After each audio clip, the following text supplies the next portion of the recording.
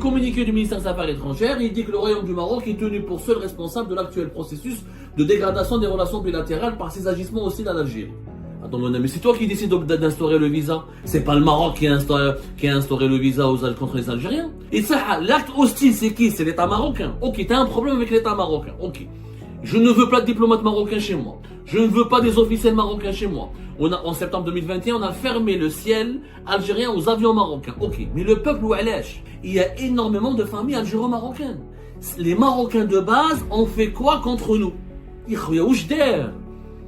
comme tous des espions israéliens, détenteurs de passeports marocains. C'est une stigmatisation du Marocain simple, lambda, qui lui n'a rien fait contre l'État algérien, contre l'Algérie. Et les Marocains qui sont mariés avec des Algériens. Comme une femme marocaine مزوجة مع un Algérien. باش تروح مع بلادها للجزائر. Il lui faut un visa. Et le Marocain qui est marié avec une Algérienne et qui veut venir en Algérie avec sa femme, il va faire comment? Il doit demander le visa. Ça se fait pas, Yannis. Maintenant, on est en train de pousser le peuple marocain lui-même à se méfier et à détester l'Algérie. Il y a une marocophobie tout simplement excessive. Le communiqué du ministère des Affaires étrangères, il dit que le Royaume du Maroc est tenu pour seul responsable de l'actuel processus de dégradation des relations bilatérales par ses agissements hostiles à l'Algérie. Attends, mon ami, c'est toi qui décides d'instaurer le visa. C'est pas le Maroc qui a instauré le visa contre les Algériens. Les Algériens ont toujours au Maroc avec son visa. Je n'ai pas vu un témoignage d'un Algérien qui est parti au Maroc, qui n'a pas été bien accueilli, qui a été refoulé de l'aéroport, ou là qui a été maltraité à l'aéroport, ou là qui a été rejeté à l'aéroport, ou là on lui a dit ne rentre pas. Les Algériens circulent le plus librement au monde au Maroc. C'est des décisions purement algériennes. La rupture des relations diplomatiques est une annonce unilatérale algérienne. Le Maroc n'a pas souhaité cette rupture des relations diplomatiques. Vous allez me dire qu'il l'a provoqué. Provoqué comment? Vous parlez d'actes hostiles. Mis à part la normalisation avec Israël, quels sont les autres actes hostiles à l'Algérie? Attendez la liste. Et ça, l'acte hostile, c'est qui? C'est l'État marocain. Ok, t'as un problème avec l'État marocain. Ok. Je ne veux pas de diplomates marocains chez moi. Je ne veux pas des officiels marocains chez moi. En septembre 2021, on a fermé le ciel algérien aux avions marocains. Ok, mais le peuple oualash. Il y a des travailleurs marocains en Algérie, dans la maçonnerie, dans l'agriculture, dans l'artisanat. Il y a des familles algéro-marocaines, INS. Il y a des Marocains d'origine algérienne. Il y a des Algériens d'origine marocaine. Comment ils vont faire ces gens-là? On va briser des familles. Début des années 80, il y avait 200 000 Marocains en Algérie. Contre 50 000 Algériens au Maroc. Et c'est des chiffres qui n'ont jamais été officiellement assumés et reconnus. Jusqu'à aujourd'hui, à l'étranger, comme sur le territoire national, il y a énormément de familles algéro-marocaines. Les Marocains de base ont fait quoi contre nous? أنا حبيت نفهم يا مسيو تبون وعلاش عندك هذيك لا ماروكوفوبيا؟ علاه راك جايبها عقابهم؟ علاه تكره لي ماروكان؟ فهمنا برك. واش داروا لك صحه؟ Le roi tu l'aimes pas, je peux comprendre. Le premier ministre tu l'aimes pas, je peux comprendre. Les généraux marocains tu les aimes pas, je peux comprendre. Mais le peuple واش دار؟ Les artistes marocains ont fait quoi? Les sportifs marocains ont fait quoi? Les journalistes marocains ont fait quoi? Les citoyens lambda, les maçons marocains ont fait quoi? Les agriculteurs marocains ont fait quoi? Les ingénieurs marocains ont fait quoi? Les étudiants marocains ont fait quoi? Ça n'a pas de sens. C'est un acte d'un extrémisme dégueulasse. Je suis désolé, on ne peut pas être objectif. Aujourd'hui, je le dis, toutes les Algériens et les Algériens qui ne condamnent pas cet appel, cette décision haineuse et qui divise le Maghreb et qui aggrave les tensions entre les pays, c'est un pas davantage envers la guerre. Ça veut dire que tu veux absolument nous imposer, nous les Algériens et les Algériens, une perception du Maroc comme si le Maroc est notre ennemi. Il faut absolument qu'on l'accepte. Il comme tous des espions israéliens, détenteurs de passeports marocains. خلونا نشوفوهم. جيبوا ramenez les à la télévision. نشوفوهم. هاتوا برهانكم. اشتكي. Quel des organismes internationaux dénoncent. Mais parler avec des mots qui n'ont aucun sens. C'est des mensonges tout ça. Une information qui n'est pas étayée par une preuve est un mensonge. Cette base vaut pour le journalisme comme elle vaut encore plus en politique, notamment dans les relations bilatérales entre les États.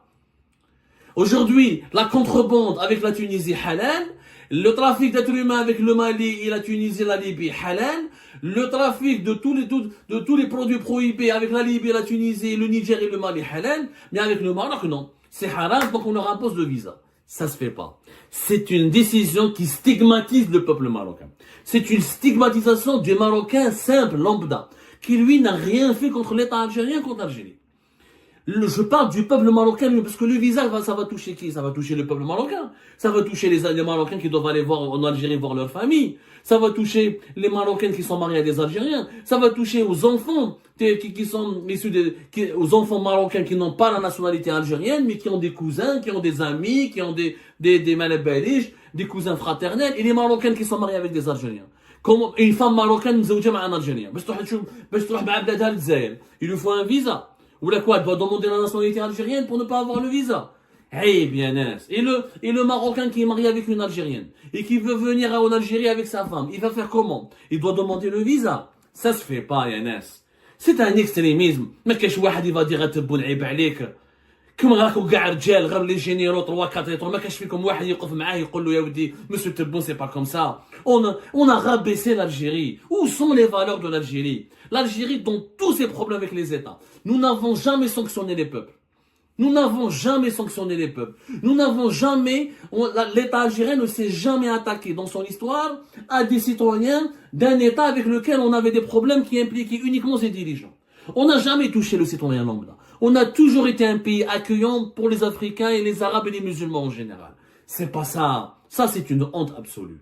Une honte absolue. Je rappelle quelques documentations, quelques éléments importants. Cette décision, elle est contraire au statut de l'Union du Maghreb. Depuis 1964, l'Algérien peut aller au Maroc avec uniquement le passeport. Le Marocain peut venir en Algérie uniquement avec le passeport. Donc, on a des conventions. Tebboune a violé ces conventions. Il a violé le régime Tebboune, le traité constitutif de l'Union pour le Maghreb arabe. Et il a violé ce traité, cette convention du 11 mai 1964, signée par l'Algérie et le Maroc. Et elle a été signée à l'époque, je pense, par Saad Dahleb, qui était une grande figure de la libération nationale, qui était ambassadeur de l'Algérie au Maroc, et par l'ambassadeur marocain à l'époque en Algérie, Qassem Zahri. Il y a des conventions. Maintenant, il y a un seul épisode dans l'histoire du Maroc et d'Algérie où il y a eu un problème entre les deux pays par rapport au visa. C'était suite aux attentats de Marrakech en 1994. 1994, il y avait donc des attentats fait Marrakech. Les autorités marocaines ont accusé des terroristes algériens d'être à l'origine de ces attentats terroristes. Il y avait la décennie noire pendant l'époque en Algérie. Donc le Maroc, il a décidé d'imposer le visa à cette époque-là. Et l'Algérie, par réciprocité, elle a imposé aussi le visa. Il y avait la frontière qui avait été fermée et le visa qui a été instauré par les Marocains. Et l'Algérie ont riposté, ils ont instauré le visa, ils ont fermé les frontières. Et c'est resté en vigueur jusqu'en avril 2005, puisque 2004, le Maroc lève l'obligation du visa, de l'obtention du visa pour les Algériens qui veulent séjourner ou venir au Maroc. Et les Algériens, l'époque Abdelaziz Bouteflika, en avril 2005, il a mis fin à cette exigence d'avoir un visa pour que les voisins marocains puissent visiter ou puissent séjourner ou puissent se rendre en Algérie. Et donc, c'était le seul épisode, et c'était un épisode malheureux que nous avons dépassé, parce que les attentats de Marrakech du 24 août 1994, c'était en pleine décennie noire. Les Marocains, je le dis, je me trouve que je suis pro-marocain, le Maroc à l'époque a accusé à tort l'Algérie, elle a accusé à tort pour l'Algérie, parce que le Maroc à l'époque avait il avait instauré des visas pour les Algériens, et il a expulsé certains Algériens qu'il soupçonnait d'être des islamistes, je sais pas quoi. L'Algérie a riposté en fermant les frontières et en instaurant l'obligation de visa. C'est tout. C'est tout, Ejma. C'était le seul épisode après les attentats du 24 août 1994. Je sais pas. D'ailleurs, oui, les terroristes étaient d'origine algérienne et marocaine. Mais c'était des Français, ils étaient nés en France. C'était le commando terroriste qui avait perpétré ces attentats, c'était Stéphane Aidir, Radouane Hamadi et Tariq Fellah.